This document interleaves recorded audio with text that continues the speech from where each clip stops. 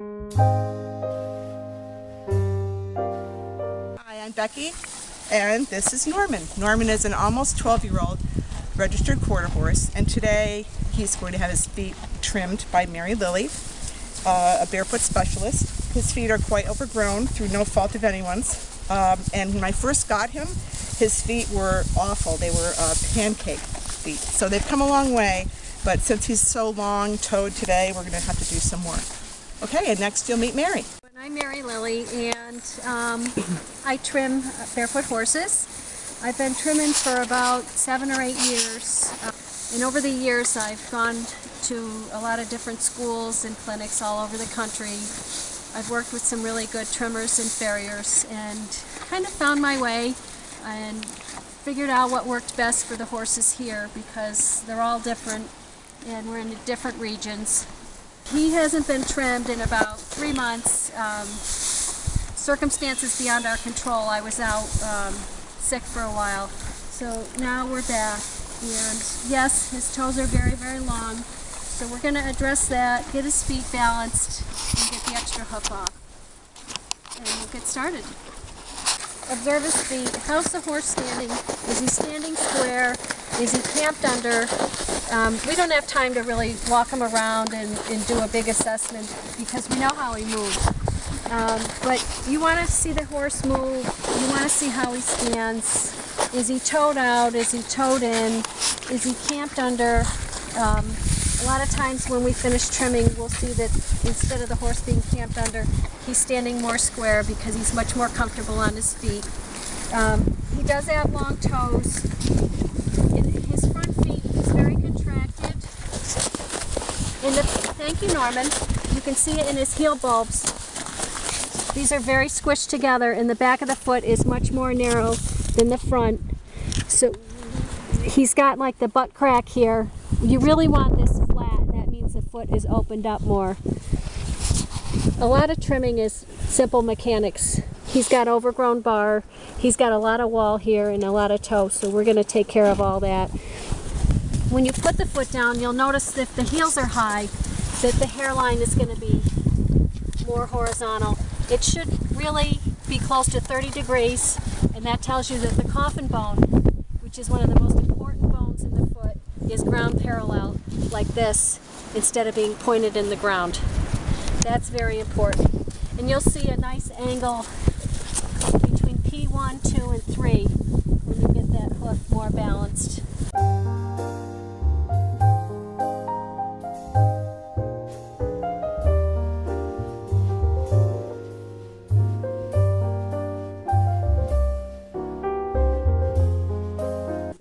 Okay. I just trimmed Norman's left hind. He does have a pretty good flare here.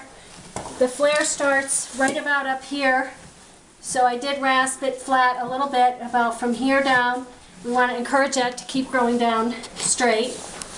He does have a crack here, so we're going to encourage that to grow down. And you can see he does have new growth from here to the coronary band. The hoof grows down from the coronary band. So if we keep the pressure off this crack, it'll continue to grow down straight. I rolled the wall, rounded him up, shortened his toe. He had quite a bit of bar, and I trimmed that down to relieve that. He's got a nice angle on his coronary band, probably close to 30 degrees, which means our coffin bone is about ground parallel like that. And you can see the difference between the two back feet. One of them is trimmed. Norman, back up. There. You can see the difference just, I think, in the hairline angle. Yes. The heel, I brought the heel back more. This heel looks like it's more under the back of his foot than that one. Can you notice that? Mm-hmm. Yes. So that foot looks more balanced and is shorter. Hopefully it's more comfortable for him.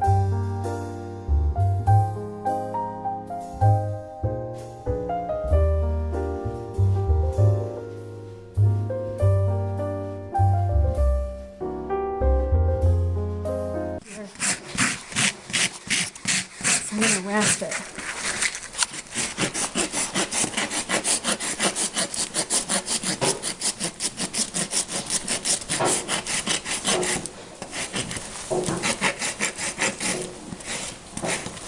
See how far back his heels came? Mm-hmm.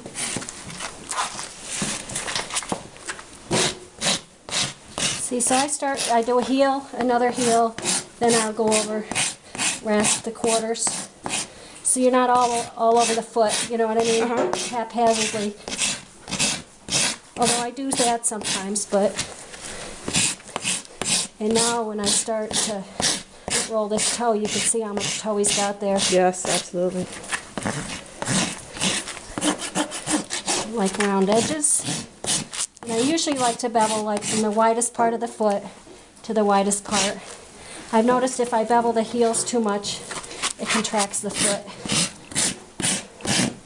And we'll give him a break. We don't trim the bar out of the foot, we like to just trim it down.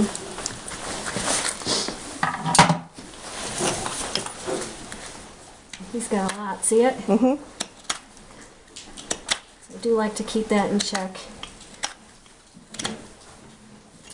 A little separation there. And my knife is getting dull. Wow. Is that where you had the abscess? No, it's in the other foot actually. He's got a little pocket there. Really? Yeah. Probably from the overgrowth, maybe, you think?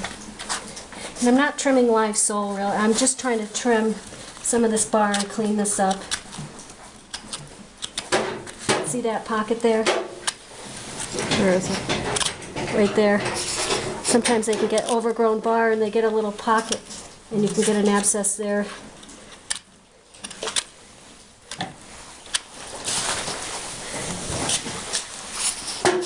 Pretty much finished with this foot. He's got a crack on this side as well.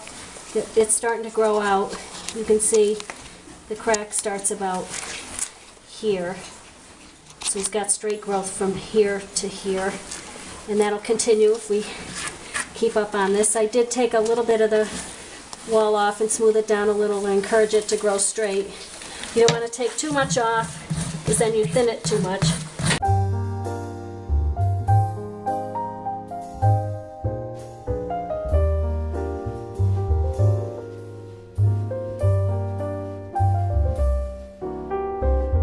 He would need, once we get him in better condition, do you think he would need to wear boots on the trails? Probably for a while. Yeah. Till you get his feet used to it. Remove any of this. And that's the sole. That's the sole. And that's what makes him ouchy. And his coffin bone is about right here, the edge of the coffin bone all the way around. So that sole protects the edge of the coffin bone. Then your breakover's right after that, and then you have your wall and your toe. Look at the difference. Wow. When you put a bigger, when you take that edge off too, that'll relax some of this wall.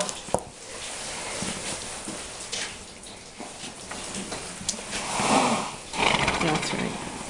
I can roll that even a little bit more. It looks so much better though. Yeah. And the angle's lower. You know what? On the side. When you keep up on that, and you're going to notice a huge difference. Yeah, because look at this one compared to it. Yeah. Oh yeah. So it's you want the hairline to be the same kind of angle or symmetrical. Well, you see how your hairline is round? You want the edge of your hoof you want this to match it as far as the shape. You can use this as a guide. Oh, I never knew that before. Yeah. So, you know, he's got long toes in the front and his feet are more oval shaped. Once you get that toe short, it puts the breakover in the correct place, which is important, you know, for the foot and his limbs and just everything. But it also, the short toe makes the rest of the foot open up. So your toe gets shorter and shorter on its own as well when you roll it and keep it short, and it causes the rest of the foot to open up in the back. And that's what you want. So the toe needs to be shorter so the back opens up and then the bulbs will go back to where they should once be. the back of the foot, which is contracted, opens up, it comes open like that. Your heel bulbs get wider, your frog will get wider, the heels will come open. So that's the goal. You really want the back of the foot And not to have that big crack, the fanny crack thing. Yeah. Right? Yep. So this is the lateral side of the hoof. This is medial. Medial would be in the middle. So if somebody says, take a lateral shot of your horse's hoof, this is going to be lateral. You're going to shoot it right from here. Or if you wanted to do some radiographs to see what your coffin bone looks like, and you didn't want to spend $300, you could just have a lateral done of each front foot. Right from here on this foot and the outside on the other one. But wow, what a difference. I can see that. Quite a lot. It's funny how the hoof can relax and change almost immediately. Yeah, I mean, look at him. Yep. He's putting more weight on this foot that you've trimmed than the other. It's comfortable. Look at the other heel. See on the right foot that we didn't trim yet? He's got that foot forward. Uh-huh. This one doesn't look as comfortable, does it? No, it doesn't. This one is under him. Yep. Yeah, because he's putting like his that. weight on. Yep. Yeah. Wow, that's amazing. Yeah. So the horse tells you when it's reached its comfort level. And if we keep him on a nice cycle and keep doing this with his feet, we'll notice a big difference. All right. Okay, buddy?